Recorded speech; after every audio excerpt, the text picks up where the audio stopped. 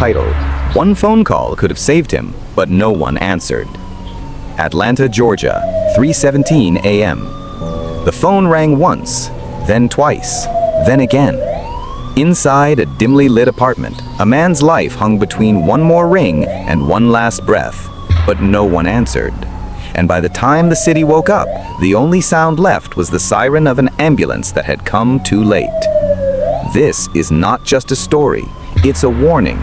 Tonight, we're pulling you into a real case that shows how one unanswered call can change everything. This is One Phone Call Could Have Saved Him, but no one answered.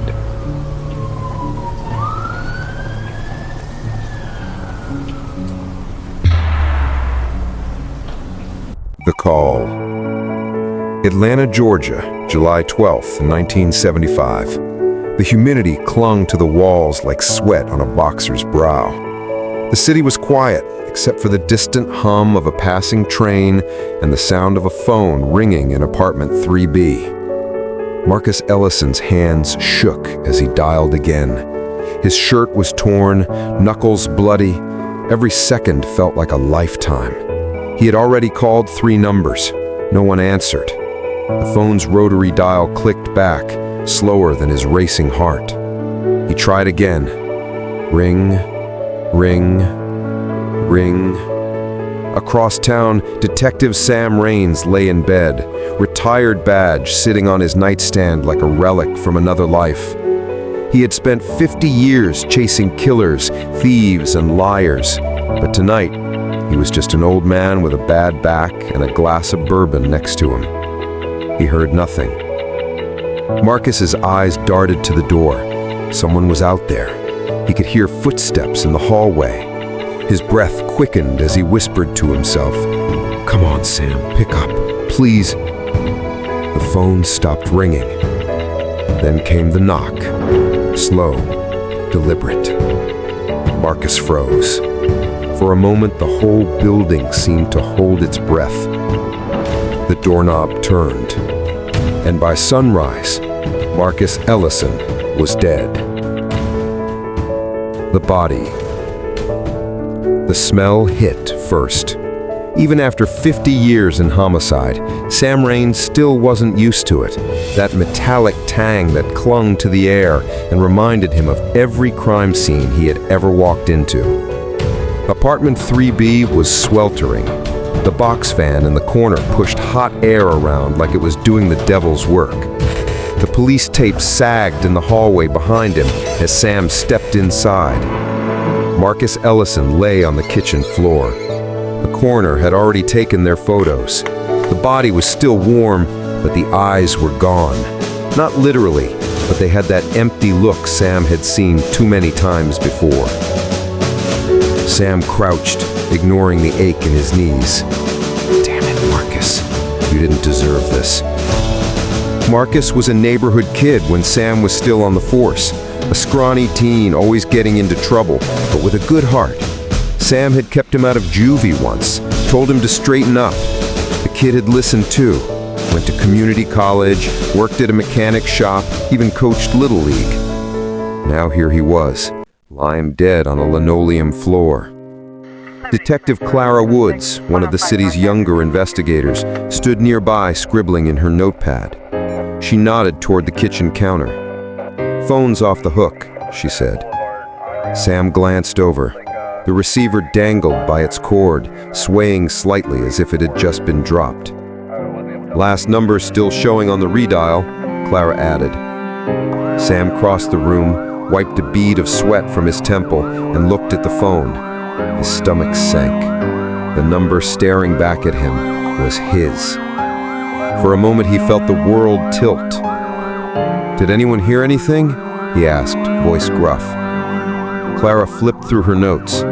Neighbors said they heard shouting around 3 a.m. Some thought it was a couple arguing. One guy heard a loud bang, figured it was just a door slamming. Nobody called it in. Sam stared at the phone. Nobody answered.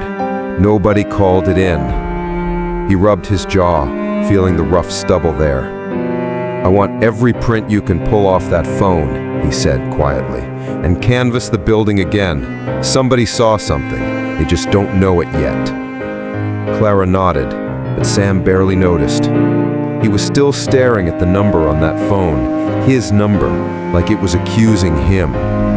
Marcus had tried to call him, tried to reach him, and he hadn't answered. The investigation begins. Sam Raines had been to thousands of crime scenes, but this one stuck like a thorn under the skin. He sat in his old Buick outside the apartment complex, hands gripping the steering wheel hard enough to make the leather creak. 50 years of catching killers had taught him one thing. Murder doesn't just happen. It grows in the dark, in lies, in fear, in silence. He looked at the yellow tape one more time before heading back inside. Canvassed the building. The hallway smelled like boiled cabbage and cigarette smoke. The carpet was worn so thin you could see the concrete underneath. Sam and Clara went door to door. Most neighbors were groggy, annoyed, or just scared. Apartment 3A, an elderly woman with curlers in her hair, swore she heard Marcus's phone ringing forever, but didn't dare open her door. Apartment 4C, a college kid, said he saw someone standing near the stairwell around 2:45 a.m. Quote, tall guy, dark hoodie, looked nervous. Apartment 2D, a man in a sweat-stained tank top claimed he heard arguing. Sounded like Marcus was begging someone to leave. Each statement added weight to Sam's gut feeling Marcus hadn't died by accident. The apartment one more time. Back in 3B, Sam searched with more care this time. He noticed small things this time. Scuff marks near the door, like someone had kicked it hard before entering. A single overturned chair in the kitchen, one leg cracked. A trail of tiny blood droplets leading from the living room to the kitchen. And then, tucked under the sofa cushion, Sam found something else, a small black notebook. He slipped on a glove and opened it. Inside were scribbled names, dates, phone numbers, and dollar amounts. This isn't just a notebook, Sam muttered. This is leverage. Clara leaned over his shoulder. Blackmail? Maybe. Or maybe he was keeping track of something somebody didn't want him to share. Sam's stomach churned. Marcus had been trying to tell him something, and now the kid was dead because no one had listened in time. Sam's resolve. Outside, the late morning sun beat down on Atlanta like a punishment. Sam tucked the notebook into an evidence bag and looked back at the building one last time. Whoever did this thinks they just erased Marcus, he said to Clara. But we're going to make sure his story gets told, loud enough for the whole damn city to hear. Clara nodded. Sam didn't just want justice, he wanted redemption. Ghosts of the past.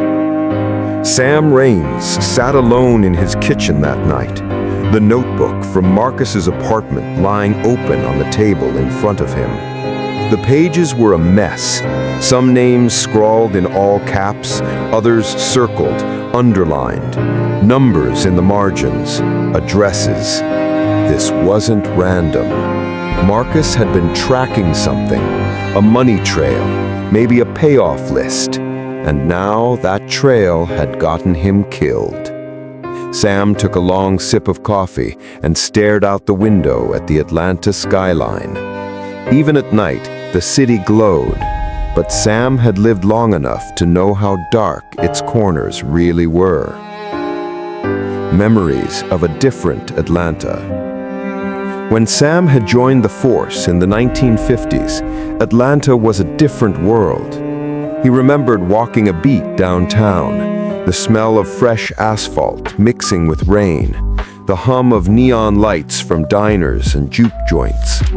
Back then, the city had its own rhythm, rough but honest. People knew their neighbors. If a kid went missing, the whole block searched. But somewhere along the way, things changed. Drugs hit hard, money got dirtier, politicians got slicker, and too many times Sam had stood over bodies just like Marcus's. Young men who tried to do the right thing and got swallowed up by the wrong people. Regret. He thought about the phone call again, the ringing in the dark that he never heard. He had been asleep. Retired life had made him slow, careless.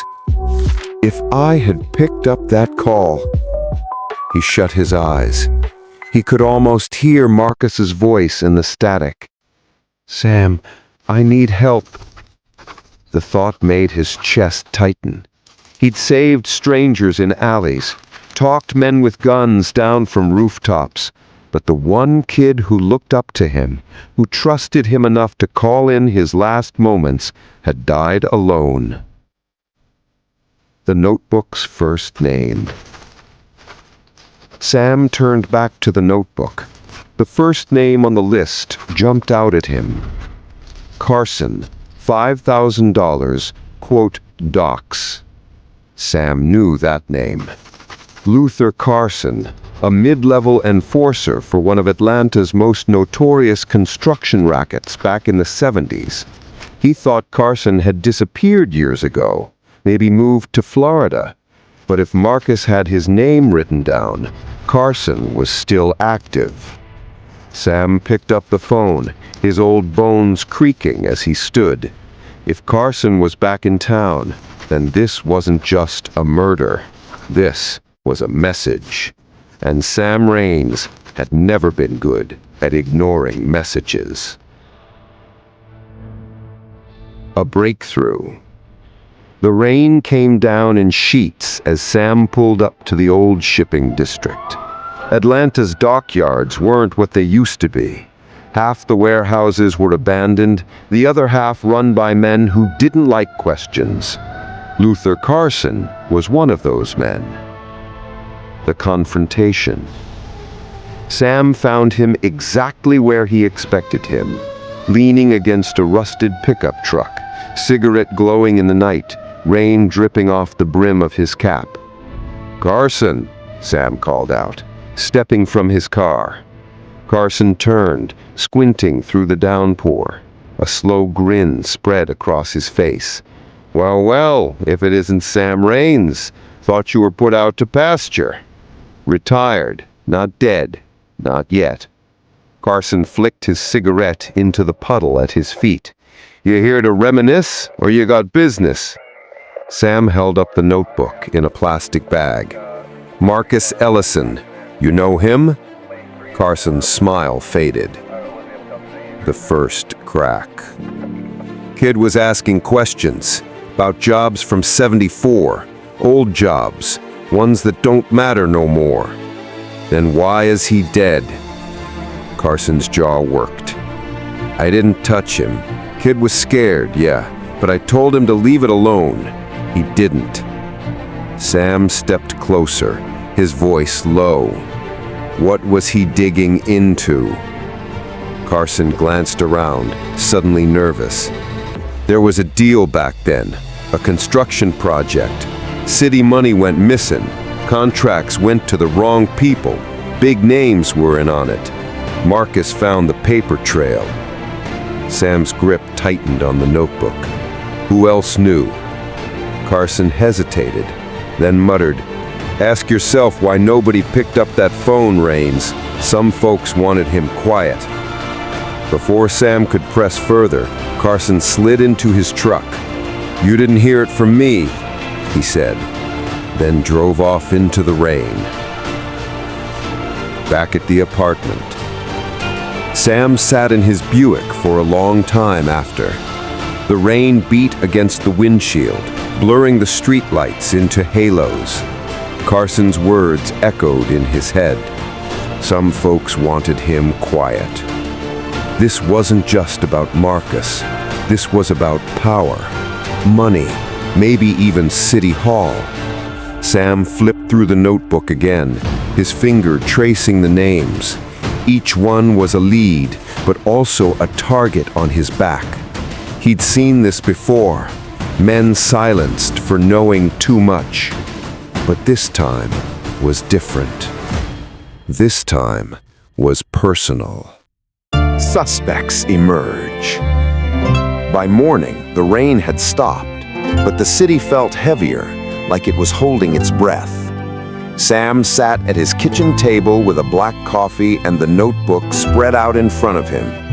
He'd circled 3 names. Each one was trouble. The names on the list. 1. Luther Carson. Already spoken to him.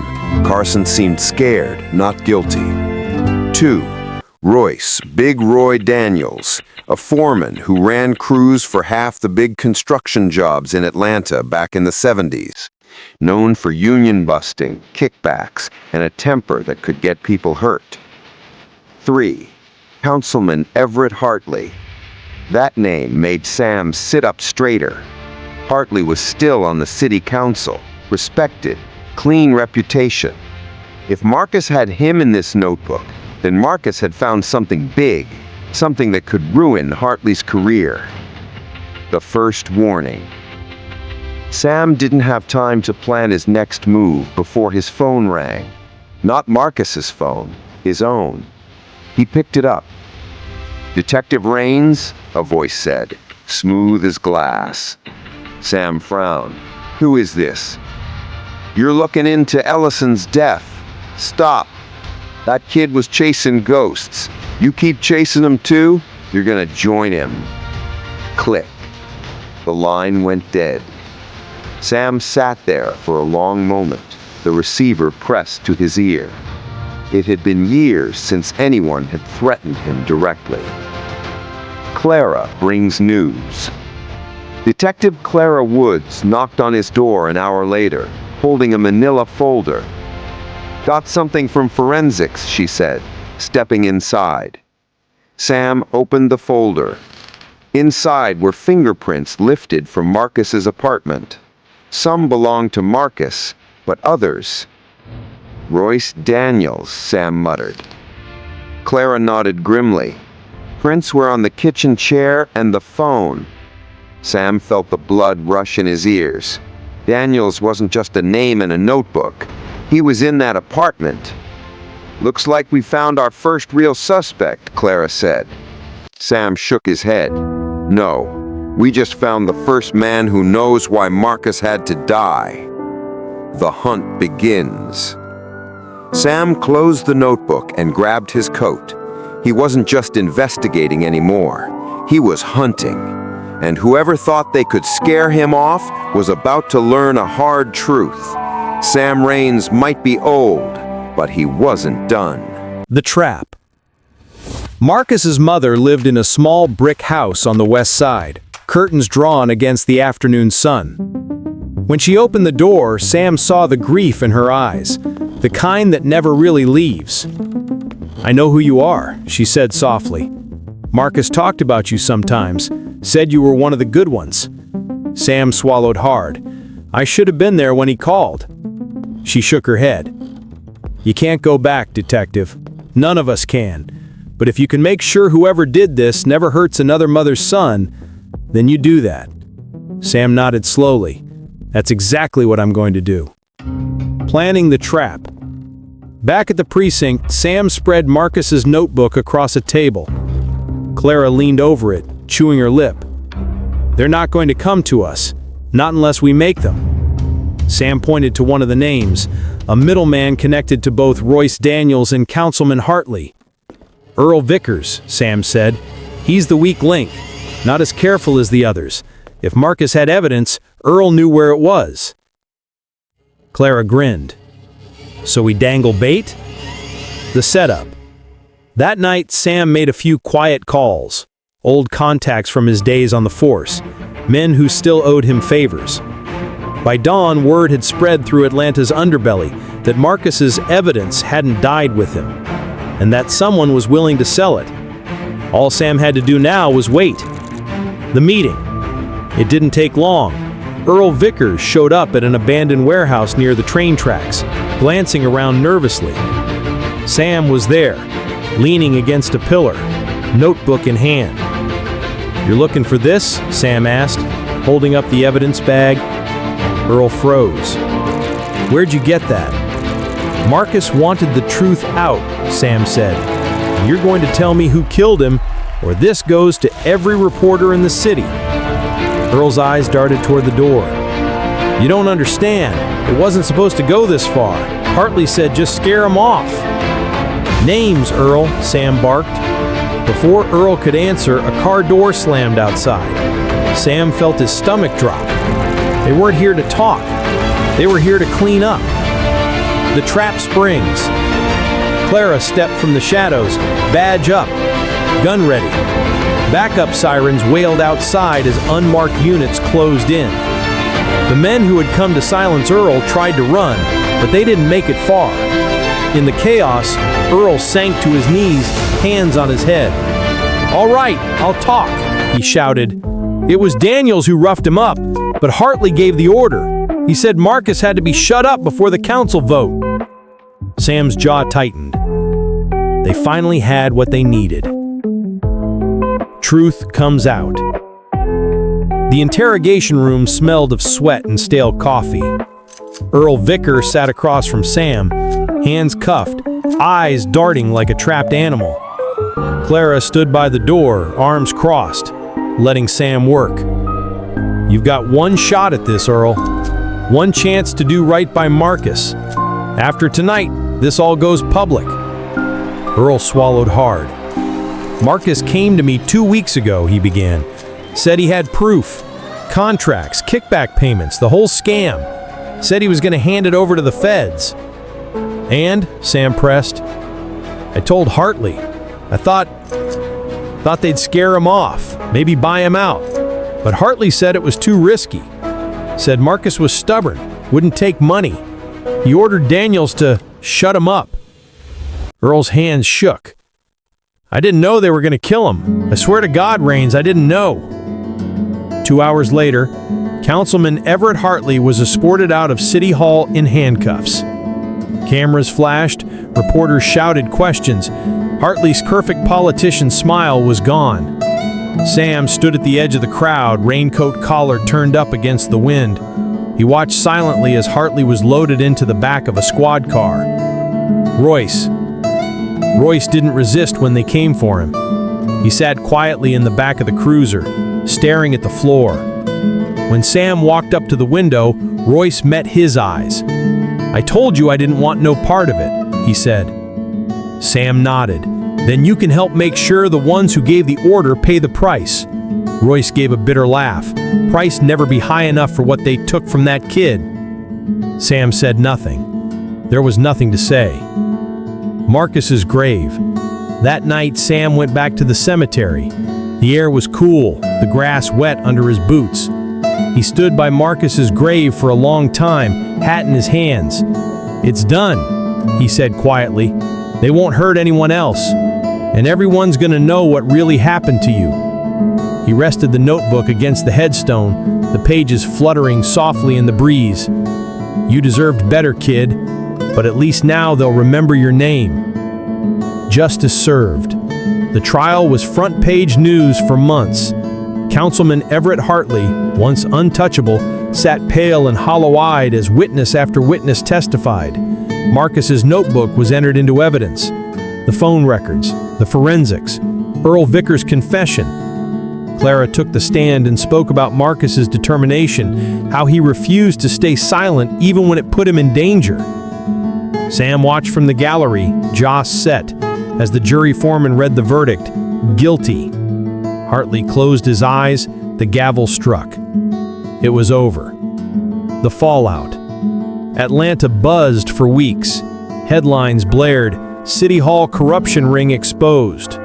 People marched, demanded reforms, called Marcus a hero. But for Sam, the noise faded quickly. Justice had been served, yes, but it didn't bring Marcus back. Quiet reflection. One evening, Sam and Clara sat on a bench overlooking the city skyline.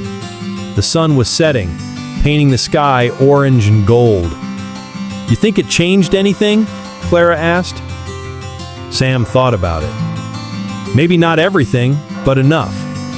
People saw the truth. And maybe next time someone calls for help, he let the thought hang in the air. Maybe someone will answer. Clara smiled faintly. You ever think about retiring for real this time? Sam chuckled.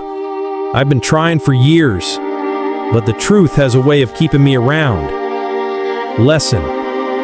Marcus's story reminds us that silence is the most dangerous weapon of all. One phone call could have saved him, but no one answered. Justice came too late for him, but it doesn't have to for the next Marcus. If you see something wrong, speak up. Listen when someone reaches out. You could be the answer that saves a life. Call to action. This is the Pulse of Truth, where every story we tell is a heartbeat of justice. If you felt this story, hit that subscribe button, share it with someone who needs to hear it, and join us next time, because the truth doesn't just set us free, it keeps us alive. See you in my next post. Stay active.